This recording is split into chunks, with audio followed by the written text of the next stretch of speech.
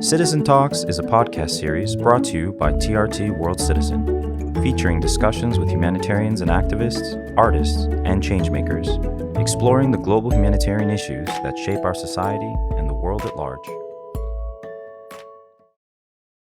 Hello, everyone, and welcome back to another episode of Citizen Talks. This is your host, Minkailu, and we are joined today by Jonathon Koeppel. Am I pronouncing that correctly? You got it really close, Koeppel.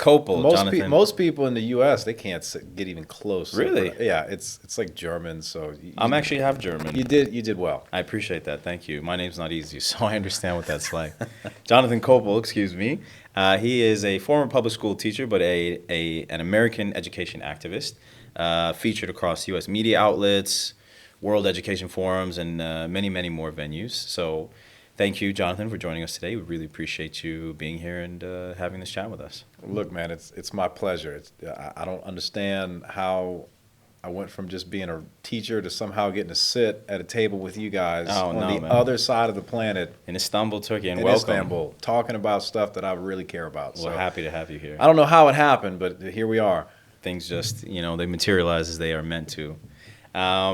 So first things first, can you just tell our listeners who probably not familiar with you a little bit about who you are and what you do specifically? Yeah, so in brief, I was a public high school teacher, and during my time as a teacher, I saw a lot of progressive ideologies in the school system. I saw teachers using their classrooms to push political propaganda on students. Had hit, and we went online, and then we got back in the schools, and we had the masks, and then it got really weird, and this progressive push of ideologies just came heavy in the classrooms. And so I saw a lot of it. I was sick of it. I didn't want to work in an environment that was okay with, instead of educating kids, they would rather have them basically indoctrinated with weird stuff that I considered to be absolutely bonkers and weird. Right.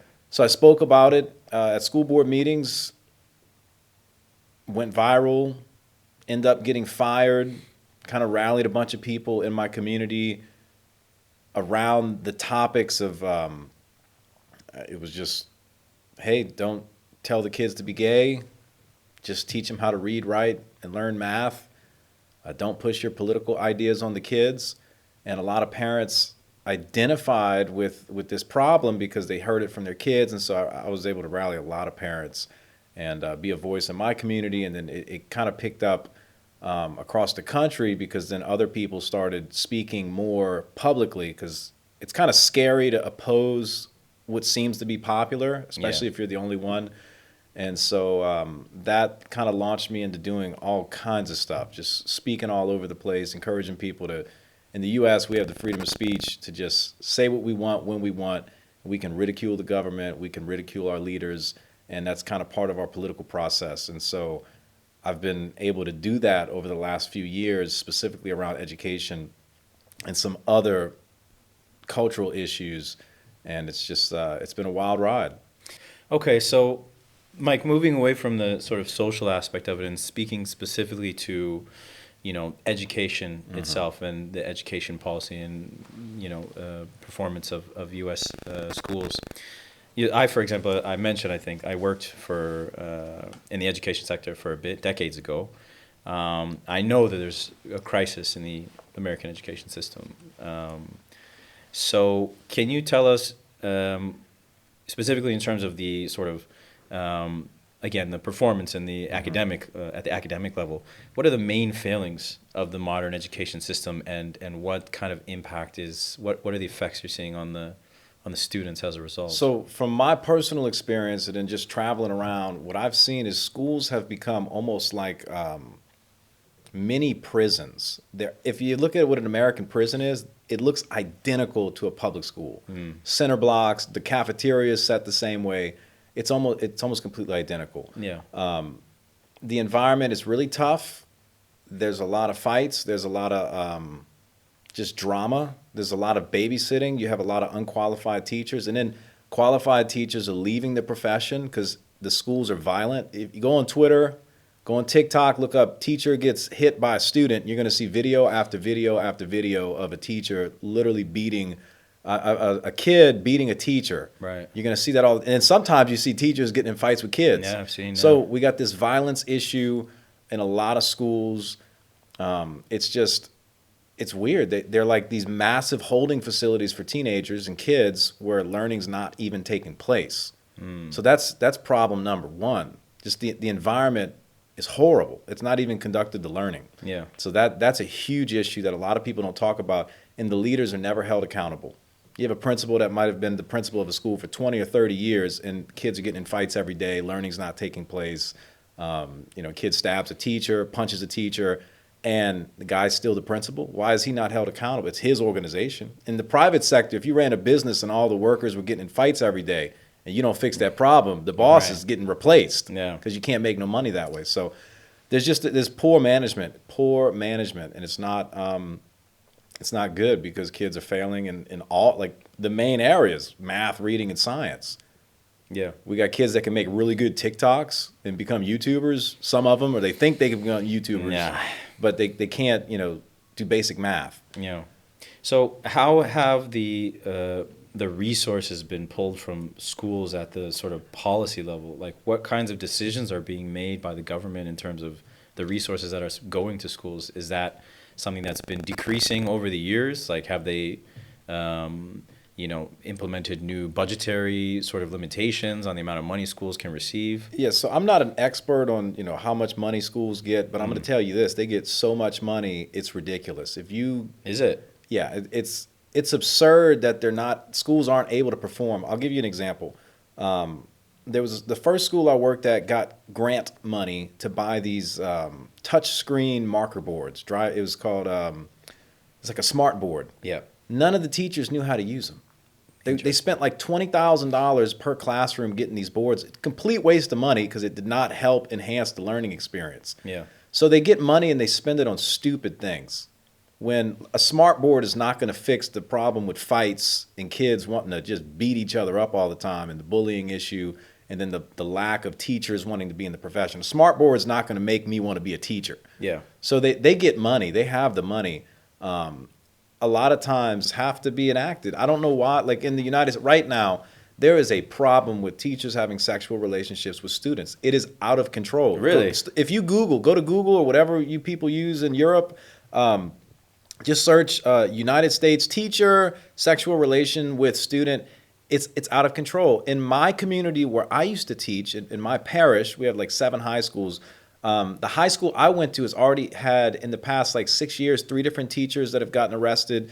Probably every high school in my district has had an issue with that, with teachers just having relationships with students. So there's no consequences. There's no levels of accountability.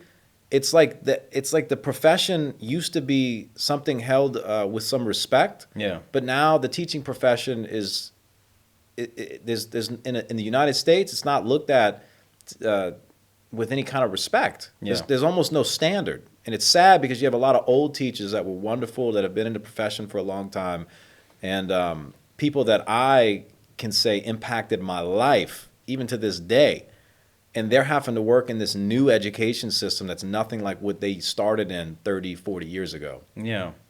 Actually, in that sort of vein, I get the sense, because I grew up in the States and I went to school there and everything, and sort of, when we were in school and we were younger, we had sort of a kind of a trajectory in our minds for our lives and the way that things would go. And I think you see these days amongst the younger generation, although it's been some time since I've lived in America, but I get the sense that there's this, feeling amongst younger people that, well, what's the point of certain things? Exactly.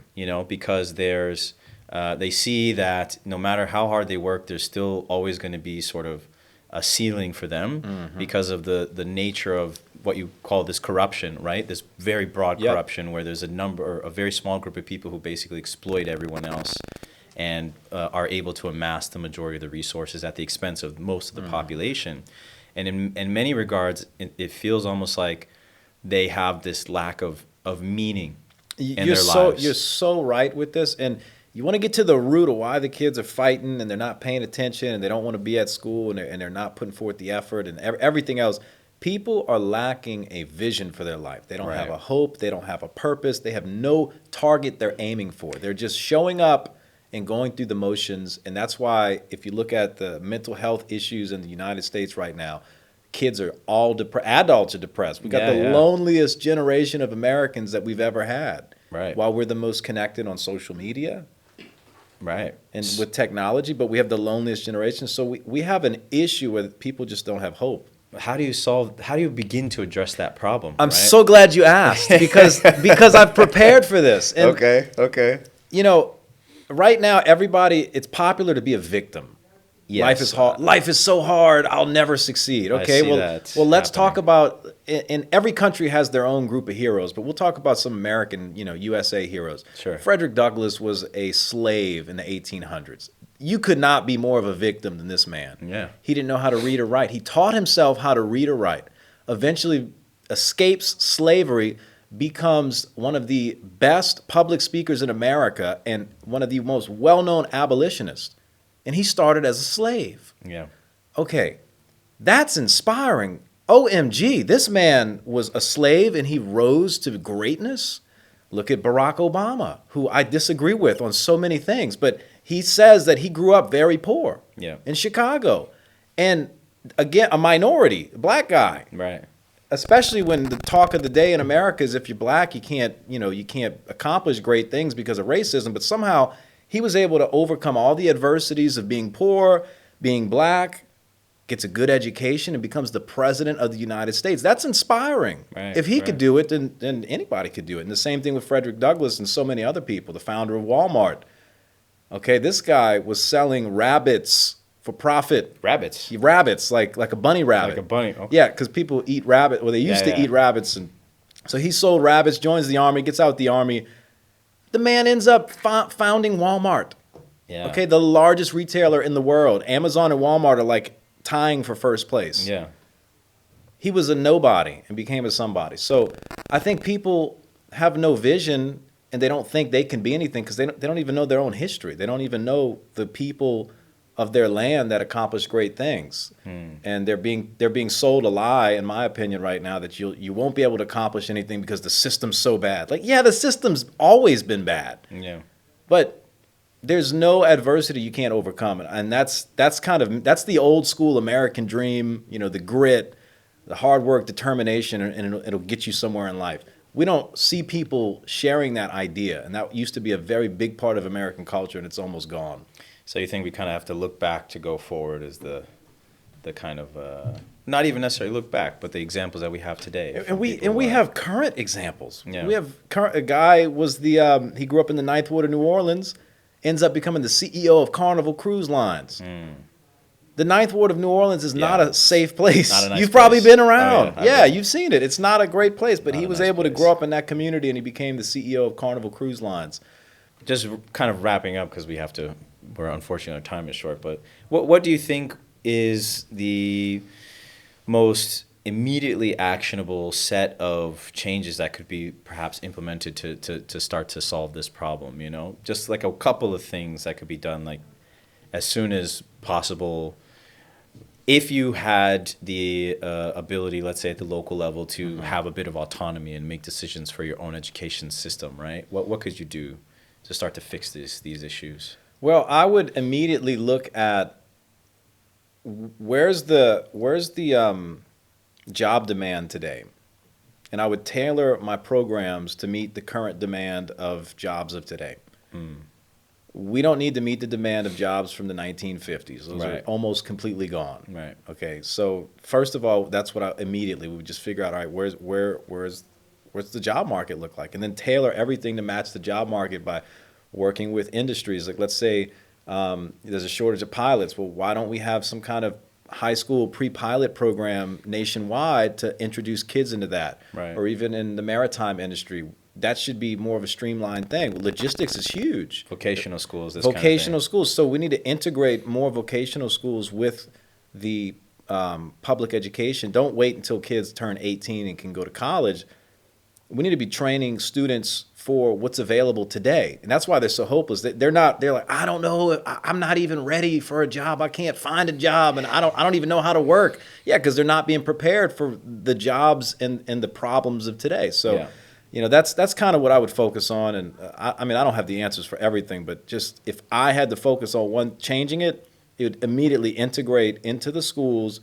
How do I prepare kids for the job market of today and tomorrow?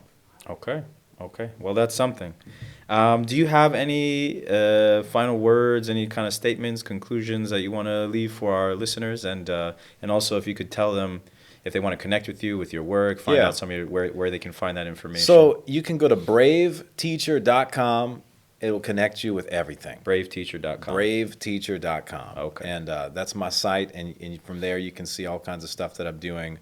And yeah, man, part of me wants to abolish the American public education system and the university system because so many people are graduating with debt and they're not able to find jobs or ever pay off their student loans. But at the same time, you can't just destroy that entire system, so you do have to find solutions. And so hopefully more people will do stuff like what we're doing, talking and actually coming up with, maybe we should integrate, private industry into the public education and see if they can help prepare kids for the jobs of today. I don't know. If that helps make a difference, I'm here for it. And that's really it, man. All right. Jonathon, man, thank you so much for coming today, joining us, and sharing your opinions on this issue. It's been very enlightening for me. I appreciate that. Well, it's been a pleasure. I'm just glad to be here. Wonderful. And for all the listeners out there, thank you for joining us on another episode of Citizen Talks, and we will see you next time.